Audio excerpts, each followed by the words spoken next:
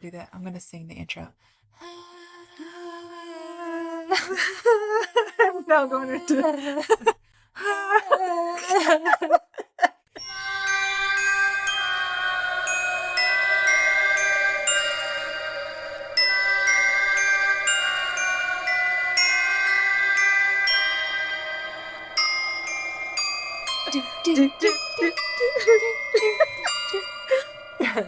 Hey guys, this is the Witches, Magic, Murder, and Mystery podcast.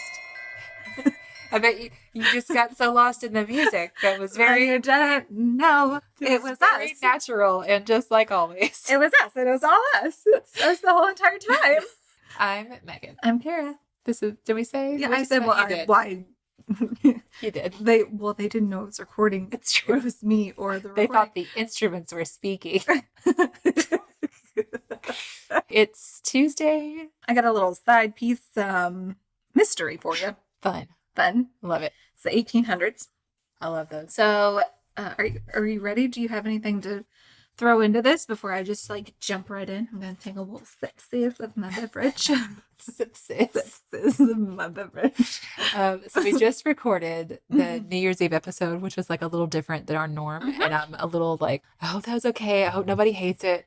No, but you all love us. Yeah. And like I said, I think a lot of you are into the witchy stuff too. Yeah. We've talked about some of that in Facebook group stuff. And we get also, messages from you guys. Who about doesn't it. love a good intention? Yeah. I mean, it's important to set goals no matter what. So, It but really anyway, is.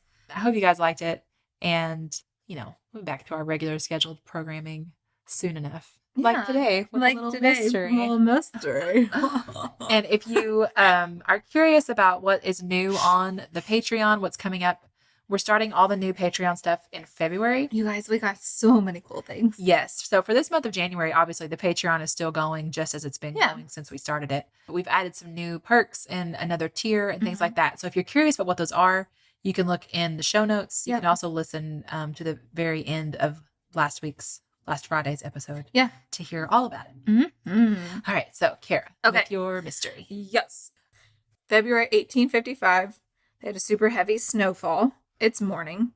People are going out and about, and they see hoof prints. Where is this? In the snow. It is in Devonshire. So I was just wondering about England. February snow and things like Right. that. Because we get that here in Kentucky. That's kind of I feel like February is our worst time, when it's real cold. God. And that's usually when we get heavier snow. I don't like it. I mean, it's hard to say there's any rules in Kentucky weather, but in Can my we do head, our podcast from the beach? I think so. Okay, I great. think we can do it anywhere we want. Okay. It's our podcast. Perfect. We're running away for February. Snow never. I gonna live forever. Yep. Mm-hmm. These hoof prints measured about 4 inches long, 3 inches wide, and they were about 8 to 16 inches apart. And they said that it looked like it was in a single file. So it was on 2 feet. Okay. But hoofs. Okay. So what walks So on it's 2? hoofed. Mm-hmm. Two-legged animal with hoofs. Yes. And they said that there were more than 30 locations across Devon and a couple in Dorset. They said that the total distance of the tracks were about 40 and 100 miles. 140 miles? Is that? No, they said between 40. They were like, well, it could have been 40 and it could have been 100. So it's I anywhere. thought you were speaking it was some kind of because I can't freaking talk today. No, it's anywhere between 40 and 100. Because they were just they're in 30 locations, so it could be this many miles. Did they think it was one thing who went all over? Yeah, that's what they're thinking. So they said this creature or whatever left hoof prints around houses, hopped rivers, haystacks. They went over other obstacles, completely hopped over them. No hoof prints on top of these things. That's just when Jesus was carrying them. Yeah. It's my favorite joke I think I've ever made. They disappeared because Jesus was carrying them. So, okay, these footprints did appear on tops of a roof and really high walls. There were footprints on top of those. And then they found some footprints near a drain pipe, near the exit of it. But the drain pipe was 4 inches in diameter. How'd that creature get in there? Oh, no. Oh, no. Oh, no. Oh, no. In 1855, an issue of Bell's Life in Sydney published its miscellaneous extracts from a column. Weekly Dispatch. It was February 18th. In there it says, it appears on Thursday night last, there was a very heavy snowfall in the neighborhood of Exeter and south of Devon on the following morning. The inhabitants of the above towns were surprised at discovering the footmarks of some strange and mysterious animal endowed with the power of ubiquity. Ubiquity. I couldn't even say it. As the footprints were to be seen in all kinds of unaccountable places, on tops of houses, narrow walls, gardens, courtyards, enclosed by high walls and palings, as well in open fields. Ubiquity means presence everywhere or in many places, especially simultaneously. So it's some creature that can be in a bunch of places at once. All at once. No. That's So creepy. it goes on to say the superstitious go so far as to believe that they are the marks of Satan himself, and that great excitement has been produced among all classes may be judged from the fact that the subject has been dismissed from the pulpit. Oh my gosh. It's a fallen angel. It's a font from the pulpit. It continues to say the impressions of the foot closely resembled that of a donkey's shoe. Here and there it appeared as cloven, but in the generality of the steps, the shoe was continuous, and from the snow in the center remaining entire. Yeah. Like a hoof print. Yeah. Merely showing the outer crest of the foot. It must have been concave. Oh my God. Mm-hmm. It would be really creepy to be like, this is not something on all fours. Yeah. What kind of two-legged thing walks on hooves? Satan, apparently, when he fell from That's the only pulpit, option. He fell from a pulpit. So it just like they continue to hear news in other towns about like these footprint sightings and stuff. And they said other than the footprints, there's very little evidence about it. It was 1855. They did say that the only known documents were found after the publication during a 1950 article, and they were just asking for more information about the event. So they were just like, hey, does anybody remember this phenomenon? Oh my gosh. Can somebody tell us about it? But then from this, they discovered a collection of papers belonging to Reverend H.T. Ellicombe. Sure. From the 1850s. The papers included letters addressed to his friends, another reverend, and it said that there was a draft of a letter to the Illustrated London News, and it said not for publication, and then it just had tracings of the footprints and like where they were and stuff. Wow. So they were like, don't publish this. Oh my gosh. I know, like why? Yeah. Why, Are the townsfolk gonna freak out? Probably. I would. Yeah. All these articles continued to call it the devil's hoof mark. And then they published another study in 1994. So some of the theories are, some investigators say they're super skeptical, obviously, that their tracks were more than 100 miles. And they said no one could have been able to follow that entire course in a single day. They were like, really? Like, how are you saying that it was this many miles?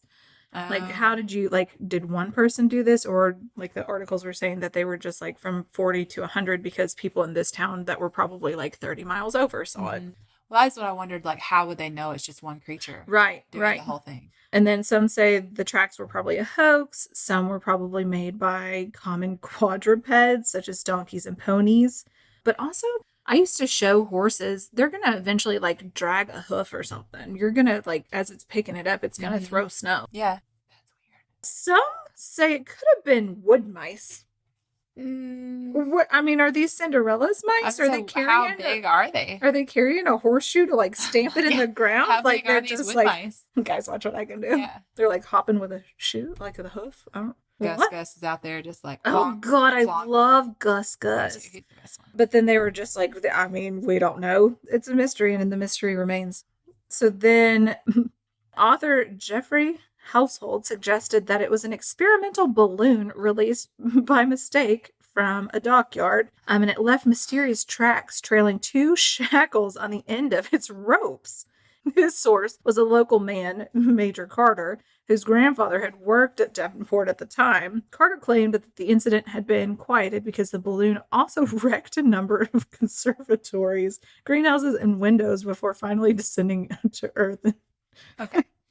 The whole thing, the explanation that it's a balloon is just the only time that's ever been true was in that yes, the Tuesday episode that we did last week. Yes, but Before, you know how they, like for Roswell, they're like, it's a balloon. It's a balloon. I mean, come on, stop it. Get a new idea. Mm-hmm. One day it's going to be a balloon. None of us are going to believe it. Yeah, exactly. Well, and then other people were like, there's no way it could have been a balloon because a balloon wouldn't have been on the straight path. It wouldn't have like turned and completely walked straight down a wall. It wouldn't have like how the balloon go through a pipe. Yeah. Look like foot exactly. That have yeah. like equal steps. Mm-hmm. That's weird. Mm-hmm. That's been debunked. Okay, back to the hopping mice. Mike Dash suggested that at least some of the footprints, including the ones found on rooftops, could have been made by hopping rodents. No, he said the way a mouse leaps and lands resembles that of a cloven animal. Just the way like everything like lands together. So like the imprint of the whole mouse would be the footprint? Yeah. But would it have to be like two of them together? Right, exactly. So they're just like beep, beep, beep, okay. in straight line. No. All over. Like they're hanging out for a good 100 miles. These mice are active. I don't think this is it. I don't think it's... Nope. Another person said a kangaroo. A letter to the Illustrated London News in 1855, Reverend Musgrave wrote, in the course of a few days, a report was circulated that a couple of kangaroos escaped from a private menagerie. It seems... These people with their little private zoos. Yes. He said... It's a Tiger King. Well, exactly. He was just like, it wasn't a visit from the devil, it's the kangaroos. Did anybody see loose kangaroos? Yeah, I don't know. And then they were just like, they're pretty stealthy. They get out there, they prowl around town. They probably just were bored and just wondering. Okay, but they would have wound up somewhere. Mm-hmm. You wouldn't just miss the the person kangaroo. get their kangaroo back? I don't know. But they were just like, the size of these, like you're talking about mice, now you're talking about kangaroos. We're talking about cloven How can creatures. these all be the same theories about the same thing? Yeah, you're talking about balloons. Now we're talking about Satan falling from a pulpit. Like what? None of these seem particularly. Yes, exactly. So then they were like, well, maybe it was somebody like bound and they were limping, or they were scared in a chase pursuit, and so that's why they went so far. And you're like, what? Why are we reaching this far? It feels like they can't agree on any part of it. Yes. In the Illustrated London News, March 17th, 1855, a correspondent from Heidelberg wrote, upon the authority of a Polish doctor in medicine, that on the sand hill, a small elevation on the border of something, Galatia? I don't know. But in Congress, Poland, such marks are to be seen in the snow every year, and sometimes in the sand of this hill. They said its inhabitants to the supernatural influences. So on the night of March 12th, 2009, marks claimed to be similar to those left during 1855 were also found in Devon. During 2013, trials were reported in Scotland. Maybe April Fool's joke, but also devil's getting around. I was trying to look up what are animals that have 2 legs with hooves. Yes. Mm-hmm. So the main problem is bipeds. That when you have hooves and you're on 2 legs, it's like you don't have the balance. Oh my gosh, it's what's his name? Spring Hill Jack? No. Lion, Witch, and the Wardrobe. Tom. What was? Oh Lord, what are you finding over there? I'm not finding anything unless we just say it's like a cow who had been in an accident. Mm-hmm. And it walked on its hands. He learned how to walk. Maybe we're looking at it all wrong. It's walking on its front legs, not its back legs. Tumnus. He's a goat man. Yeah. I mean, I feel like it's just a creature that we haven't figured out yet. He was a fawn and a man. Is that what he was? Yeah. He looks like a goat. Yeah, anyways, I think it was the devil. So, anyways, saying goodbye. It was Janet and... Oh, Janet was flying around. Oh, Janet. Janet and the devil. Queen of the witches. Mm. Yeah, that's weird. I would be super creeped out by it. Although I do think the most recent ones were a joke. Yeah, I do think the one in Scotland or whatever was probably like an April Fool's prank. But yeah, I don't know. I mean, it's really interesting to think also, about. I want to read those letters that the Reverend sent that nobody's allowed to see. Yeah, me too. Because what if he had evidence? I bet it is, though, a matter of like, we can't release these. People will go crazy. It's the same way that, they won't tell they still do stuff a lot like of secrets, that. Secret keepers. They know so many things. We just guess about them. We make correct assumptions. Yeah. No, we don't. It's always the Yeti alien. That's what that is. Hmm?